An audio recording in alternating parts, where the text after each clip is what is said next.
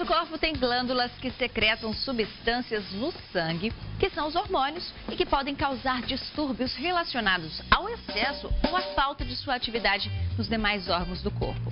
Na infância, essa regulação deve receber atenção especial, pois disfunções hormonais que se instalam durante o desenvolvimento podem repercutir no crescimento, metabolismo e na maturação de alguns órgãos.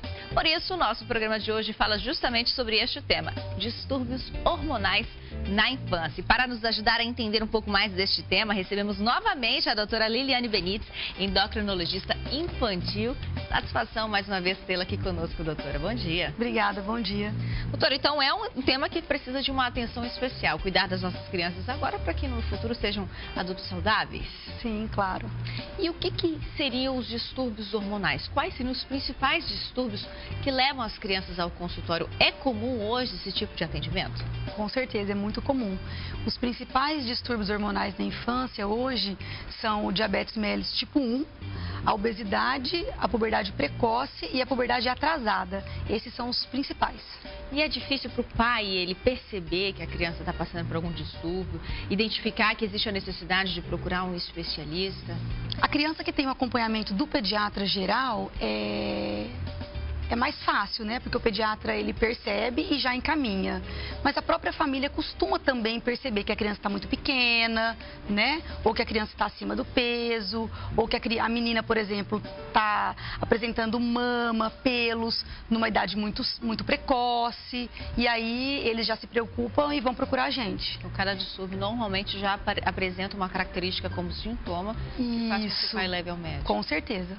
E existem exames que ajudam a diagnosticar isso de forma precoce? Exames de rotina, por exemplo, na vida da criança, na sua rotina pediátrica, que vai acabar indicando e levando ela ao endocrinologista? Via de regra, você não precisa fazer exames para fazer esse diagnóstico. Você vai ter clínica que vai mostrar para a família ou para o pediatra para poder encaminhar para a gente. Como, por exemplo, a obesidade é uma coisa nítida, você olha, você está vendo, né? Ou a puberdade, por exemplo, a menina vai ter mama, vai ter pelo antes da hora, ou uma criança pequena, você vai comparar com outros amiguinhos da escola, você vai ver que ela está pequena. O diabetes tipo 1, os sintomas, a mãe percebe, a criança está com muita sede, volta a fazer xixi na cama, está perdendo peso. Aí que a gente vai fazer exames para confirmar um diagnóstico, mas de rotina a gente não faz exame para isso, sem ter uma clínica, você entendeu? Certo, doutora. A gente listou então alguns dos distúrbios principais. Gostaria de convidar a senhora aqui conosco até o plasma, para a gente mostrar então quais são os principais distúrbios. A senhora pode ficar aqui conosco para a gente apontar então as características de cada um deles. A baixa estatura, por exemplo, é comum no seu consultório? Muito comum a baixa estatura. E a baixa estatura a gente vai depender da altura dos pais, né? A altura do pai e da mãe e principalmente a velocidade de crescimento da criança. Se ela está crescendo muito pouco por ano, é o principal sinal para a gente investigar a baixa estatura. Qual é a causa dessa baixa estatura? Porque a gente tem várias causas, né? O hipotireoidismo, por exemplo, pode fazer baixa estatura. O déficit hormônio de crescimento pode fazer baixa estatura. Enfim, a gente teria que investigar com exames laboratoriais. E qual seria o padrão? A criança ela cresce até que idade? Qual seria o momento que ela está ali em desenvolvimento, por exemplo? A criança vai crescer até... a idade não é uma idade fixa, 18 a 20 anos, né, que ela cresce. Então, o fato é pegar os pais como uma referência. Os pais são a referência, mas o básico é a gente saber quanto ela está crescendo por ano, tá? Cada faixa etária você tem uma velocidade de crescimento por ano, né? E se estiver crescendo menos do que aquele mínimo, a gente vai ter que investigar por quê. Tem uma curva de crescimento que a gente coloca essa criança para ver se ela está abaixo ou acima. Estando abaixo, a gente tem que investigar a causa da baixa estatura, que são várias causas. É possível interromper esse processo que está ali atrapalhando o crescimento da criança ou o desenvolvimento acelerado para que ela tenha uma estatura normal? Com certeza. Certo. O próximo plasma sobre a obesidade. Obesidade realmente é um tema que preocupa todos nós, não só nas crianças, mas cuidando disso um pouquinho menor já vai fazer uma diferença, né, doutora? Com certeza. Então, a obesidade hoje é um problema de saúde pública mundial, né? E se a gente não cuidar na infância, na vida adulta você vai ter diabetes, hipertensão, dislipidemia, infarto agudo do miocárdio. Então, a obesidade ela precisa ser tratada na infância. Com certeza. E a gente faz a reeducação alimentar, estimula a prática de atividade física. E é incrível que as crianças que conseguem perder peso e já estão com os exames alterados, por exemplo, pressão alterada, colesterol alterado, glicemia alterada, com a perda de peso, esses exames normalizam. É uma coisa incrível, sem usar medicamento. Porque a gente não usa medicamento para criança obesa, especialmente abaixo de 10 anos. A criança normalmente vai ser com a reeducação alimentar. Com certeza. A educação alimentar, prática de atividade física, psicólogo, e existe uma melhora desses exames laboratoriais assustadora. A criança tem uma capacidade de melhorar os exames só com a perda de peso incrível. O metabolismo dela é mais acelerado? É mais acelerado, eles são muito mais fáceis de melhorar. Eu gosto muito de trabalhar com obesidade e o resultado só com a perda de peso é muito bom. E a gente costuma não proibir nada, a gente não faz dieta em criança. Criança não pode fazer dieta porque eles estão em crescimento, desenvolvimento neurológico, intelectual. Eles precisam de reeducação alimentar para seguir para o resto da vida. Então nada é proibido. A gente quantifica as porcarias. Eu brinco, falo para eles, a gente vai poder comer porcaria, mas é no fim de semana. A criança vai aprender a comer. A se controlar, de certa forma. Isso é muito legal. Eu gosto muito de trabalhar com obesidade. Imagino que seja um pouco difícil, né, doutora? Porque normalmente a gente associa a criança gordinha a comer um pouquinho demais e não sabe que por trás disso tem todo um distúrbio, um problema hormonal que deve sim receber uma atenção especial e deve ser tratado. E geralmente eles têm muita ansiedade, acabam descontando na comida, né? Mas eu te falo que não é difícil, porque a criança come a criança obesa, ela come tanta porcaria que você tirando um pouco, ela perde peso muito mais fácil do que a gente que é adulto, que não come tanta porcaria, você entendeu? Então eu acho mais fácil emagrecer uma criança que um adulto. Exige envolvimento de toda a família. Com certeza. Tá certo, olha só, a gente está listando aqui alguns dos problemas hormonais, dos distúrbios hormonais na infância. O nosso tema de hoje, recebendo a doutora Liliane Benites, que é endocrinologista infantil. Iremos para uma pausa bem rapidinho, então você de casa, não saia daí, que nós voltamos em instantes.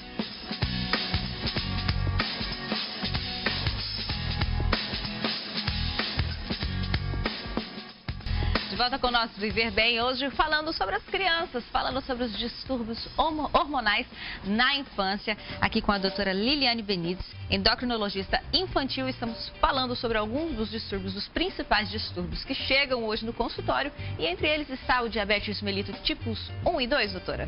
Sim. O diabetes mellitus tipo 1, ele é bem mais comum na infância do que o tipo 2. O próprio mecanismo para você formar o diabetes mellitus tipo 2, ele demora mais para se manifestar. Ele tem a ver com a obesidade, com a má alimentação, então demora um tempo para você ter o diabetes mellitus tipo 2, né? Então a gente não vê muito em crianças pequenas, né? É mais depois dos 15, 20 anos. Então o meu dia a dia é mais o diabetes mellitus tipo 1, que não depende de alimentação, não depende de obesidade. Ele é uma doença via de regra autoimune, pode surgir em qualquer idade. Eu tenho bebês de 1 mês com diabetes mellitus tipo 1, 6 meses, 1 ano. Ele ocorre com uma destruição do pâncreas, em torno de 1 ano o pâncreas já é destruído. E aquela criança de imediato já vai precisar de insulina para o resto da vida. Então ele não tem a ver com a alimentação. Tanto que é um mito. A criança nasce com ela. Não é que nasce, você já vem programado para ter o diabetes mellitus tipo 1. Em algum momento da sua vida você vai abrir esse quadro, tá? Em qualquer idade. Mas vai levá-lo para o resto da vida. Para o resto da vida. O seu pâncreas vai ser destruído, você vai ter que usar insulina. Começou o quadro, você já vai usar insulina. E aí como é que é essa clínica? A criança começa a fazer xixi, criança que não fazia, vai fazer. Na cama, por exemplo. Se é um bebê, a mãe não vai perceber. Ela perde açúcar na urina, bebe muita água, perde peso, né? E a gente já vai insulinizar essa criança. Tem alguma consequência mais grave, doutora Liliana, caso não haja um tratamento adequado na infância? O óbito. Né? A criança não vive sem insulina, nós não vivemos sem insulina, nós temos insulina. Quem tem diabetes mellitus tipo 1 e não insuliniza vai a óbito, não tem jeito. Porque a glicemia, o açúcar, ele precisa sair da corrente sanguínea e ir para os órgãos como forma de energia. E para isso precisa da insulina, tá? E é um mito achar que a criança diabética tipo 1 não pode comer. Ela tem que comer. E a criança, ela precisa de energia para crescer, para desenvolver o sistema neurológico. Então, sem insulina não tem jeito. E sem comida também não tem jeito. Então, a alimentação da criança diabética tipo 1, ela é normal. É uma alimentação como a nossa, baseada na pirâmide alimentar. Com pouca porcaria, lógico, com mais coisas saudáveis, mas não tem restrição alimentar. Ela precisa comer e insulinizar. Inclusive, convidamos, na verdade, né, um paciente da doutora Liliana, é o Luiz Arthur. Ele tem a diabetes tipo 1, faz o acompanhamento necessário e a mãe e o Luiz contam pra gente, então, um pouquinho sobre essa história. Eu sou Elisângela Moura do Nascimento, tenho 30 anos. Sou mãe do Luiz Arthur, ele tem 7 anos. A gente descobriu que ele tem diabetes tipo 1, vai fazer 3 meses, foi no final de abril.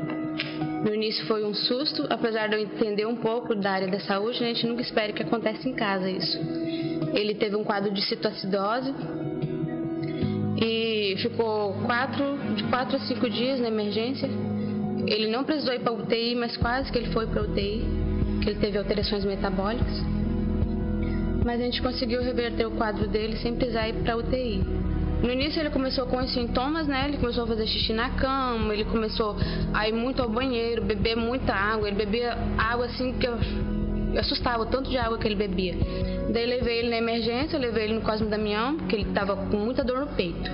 A médica disse que não era nada, mandou embora para casa. Com 2 dias depois, ele começou a vomitar, e eu retornei de novo na emergência. Daí fizeram um teste capilar na hora, né? E ele já estava 2 dias sem comer e só vomitando.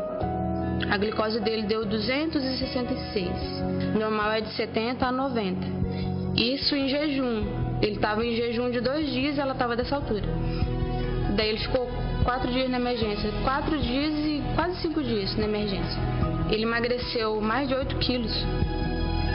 Até descobrir o que era. A gente vê tudo, mas a gente nunca acredita que vai acontecer em casa, né? Eu não imaginava que ele tinha diabetes, nunca. Mesmo com todos os sintomas que ele estava tendo, eu achava que era só o caso da Páscoa, ele tinha comido muito chocolate, e imaginei que a glicose dele tinha aumentado. A família toda, né, tem que mudar os hábitos alimentares.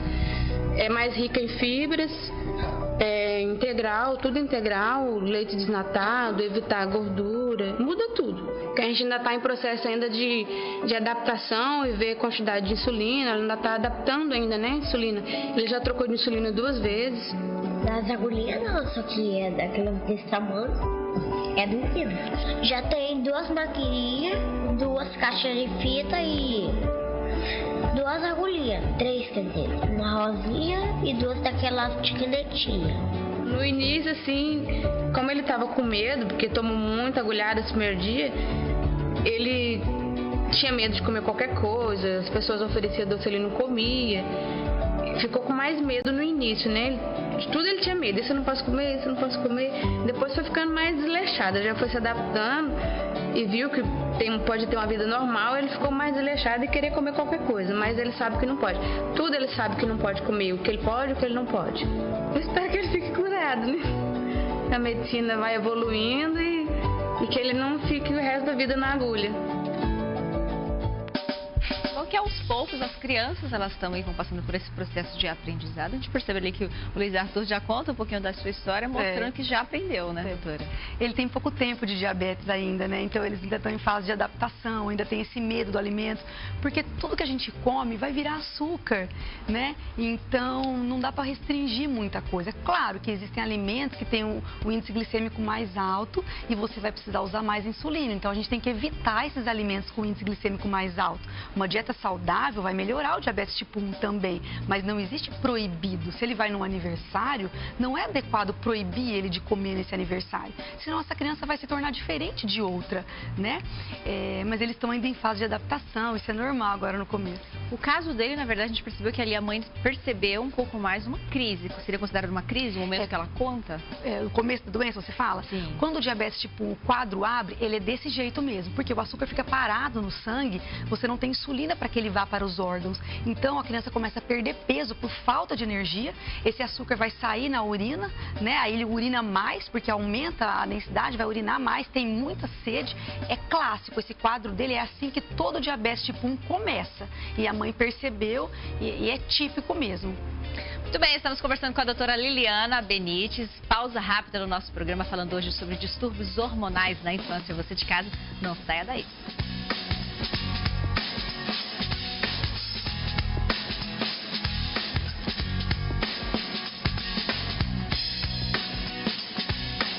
De volta com o nosso programa falando sobre distúrbios hormonais na infância. Entre eles está o hipo e hipertireoidismo. Para as crianças deve ser difícil, né, doutora?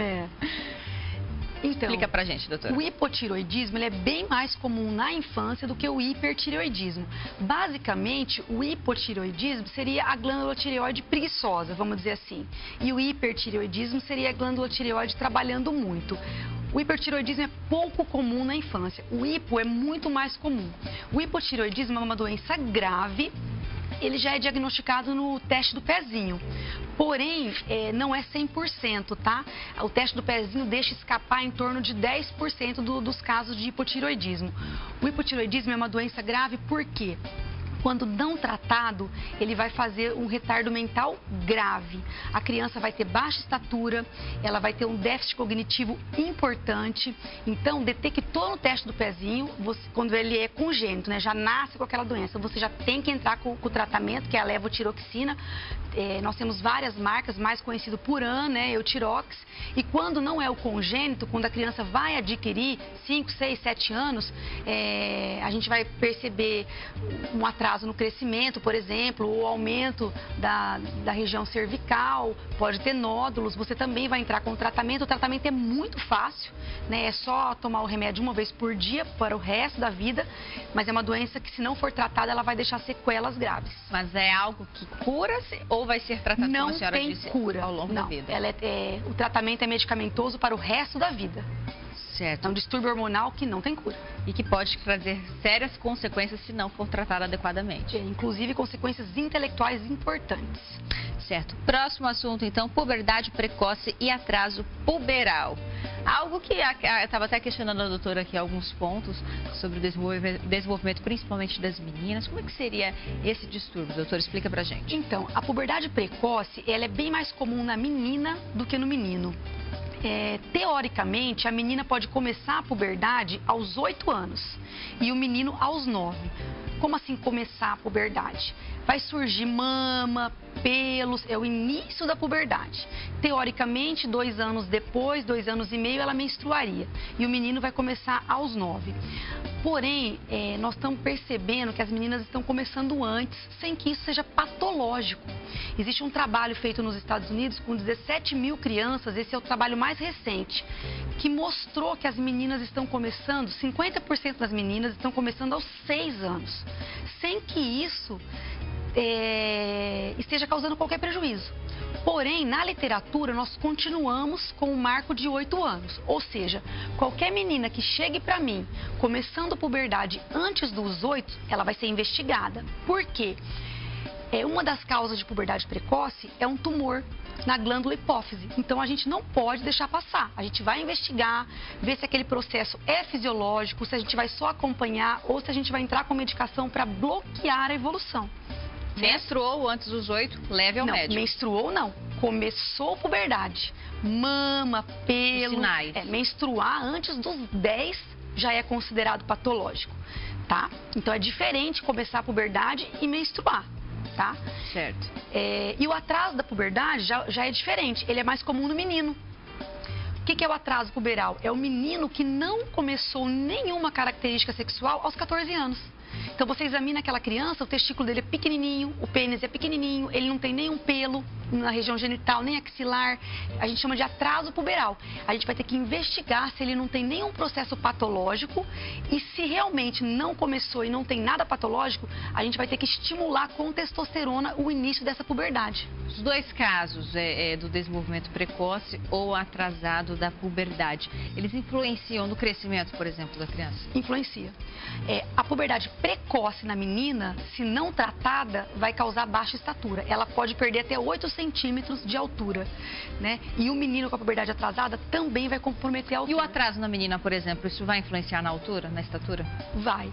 O atraso na menina ele é menos comum, mas ela pode aumentar um pouco a altura. Olha só, o próximo está ficando cada vez mais difícil para esta apresentadora, viu, doutora? Hipercolesterolemia. Do que se trata? Então, seria o colesterol colesterol alto no sangue, né? De uma maneira geral. Na verdade, nós temos vários tipos de colesterol. Temos o colesterol bom, como as pessoas sabem, que é o HDL, o colesterol ruim, que é o LDL, o triglicérides também, que não pode ser alto, enfim. A criança pode ter o colesterol alterado tanto por alimentação não saudável, vamos dizer assim, ou também como um distúrbio familiar. Se você tem uma carga genética muito ruim para o colesterol, você pode ter uma criança magrinha que se alimenta bem com colesterol ruim. E a gente não tem muito o que fazer com essas dislipidemias familiares, que é o nome, tá? Essa criança vai acabar tendo que usar medicação, porém, antes dos 10 anos não está recomendado. O protocolo proíbe que você use antes dos 10 anos. Você tem valores, limites, que a gente vai fazer através do exame de sangue. Mesmo sabendo que está alterado, você não vai poder tratar. É diferente de uma criança obesa, que se alimenta mal e tem colesterol elevado. Essas crianças, você emagrece, passa a ter uma alimentação saudável, ela vai melhorar o perfil lipídico. Agora, a dislipidemia familiar, infelizmente, você não tem o que fazer até os 10 anos. Se a criança, como eu já disse, é magra, se alimenta bem, faz atividade física e mesmo assim tem o perfil lipídico ruim, com uma família com histórico ruim, de infarto precoce, não dá, você vai só acompanhar. Muito bem, agradeço a doutora Liliana Benites, endocrinologista infantil, que esteve aqui conosco mais uma vez, colaborando com o nosso programa. Alguma recomendação final, doutora? Recomendação é se alimentar bem, praticar atividade física, não deixar de comer coisas gostosas, mas uma quantidade pequena, comer com inteligência. E sábado que vem nós estamos de volta, anote a dica da doutora. Sábado que vem nós estamos de volta, 1h da tarde, aqui na tela da SIC TV. Tchau!